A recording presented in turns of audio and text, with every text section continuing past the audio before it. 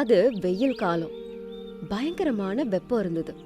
வயல்வெளி பக்கத்துல இருந்த ஒரு மரத்தடியில அப்பா ரமேஷ், பையன் ஹரிஷ், பொண்ணு பவ்யா உட்காந்துக்கிட்டு இருந்தாங்க. நான் சொன்னால் கேட்டிங்களா பசங்களா? இப்போ பார்த்தீங்களா, என்னோட சேர்ந்து நீங்களும் இந்த வெயிலில் கஷ்டப்பட்டுட்டு இருக்கீங்க. அதெல்லாம் ஒரு கஷ்டமும் இல்லைப்பா. இந்த வயல்வெளியில் சில்லுன்னு இவ்வளோ மரங்கள் இருக்குது. ஜாலியாக உக்காரலாம். இங்கே வீட்டுக்கிட்ட எதுவுமே கிடையாது. வீட்லேயும் சூடாக இருக்குது, வெளியிலையும் சூடாக இருக்குது.